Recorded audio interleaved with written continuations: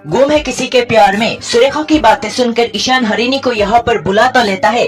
यहाँ पर आने के बाद जहाँ हरिणी को अपमान का सामना करना होता है।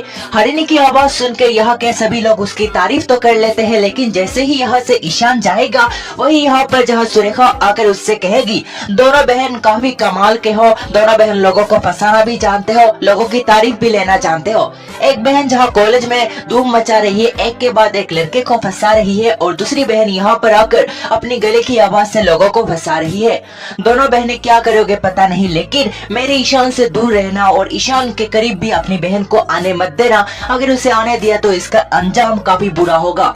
ये बात समझाने के लिए ही यहाँ पर हरिणी को बुलाया जाता है और हरिणी को अपमान किया जाता है ईशान के ऑपोजिट में। ईशान यहाँ पर नहीं होता इसका फायदा उठाकर, और शिखा और अस्मिता इन बातों को सुनकर काफी पछताते भी है, क्योंकि वो लोग कुछ भी नहीं कर पाते।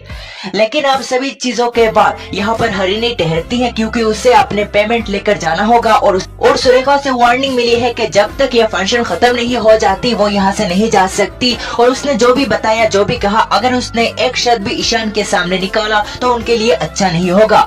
हरिणी पहले से ही डरी हुई होती है, इसीलिए वो इस बारे में ईशान को नहीं बताती और चुपचाप इन बातों को सहने लगती है। अब यहाँ पर फंक्शन जैसे ही शुरू होगा, जैसे ही लड़के वाले यहाँ पर आएंगे, लड़के वालों को देख हैरान रह जाएगी हरिणी। समरुद्ध को देख पूरी तरह से शॉक रह जाती है, और समरुद्ध को देख जहाँ हरिणी अचानक उठकर कहती है, जैसे ही सगाई होने वाली होती है, कहती है ये सगाई नहीं हो सकती। जैसे ही इस आवाज को सुनते हैं सभी लोग मोड़ जाते हैं और देखते ही ये तो कोई नहीं हरिणी है, और हरिणी इस सगाई को क्यों रोकना चाहती है।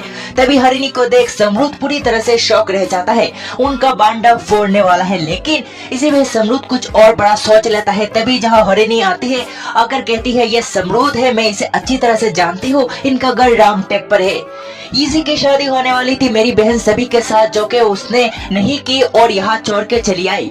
वही ये भी बताती है हरिणी, समरुद्ध अच्छा लड़का नहीं है, इसका सबूत खुद ईशा मैम ने दिया था उन्हें, और कहा था कि वो एक नंबर का जुआरी और शराबी लड़का है, जो कि एक अय्याश किस्म का लड़का है। यह लड़का बिल्कुल भी अच्छा नहीं। उसकी बातें सुन जहाँ समरुद्ध कहता है, आप ऐसी कैसी बातें कर सकते हैं, मैं आपको जानता तक नहीं हूँ, और रामटेक क्या, हम रामटेक कभी गए ही नहीं। और ये भी बताता है समरुद्ध कि उनका घर तो यहाँ पर है, पुणे में।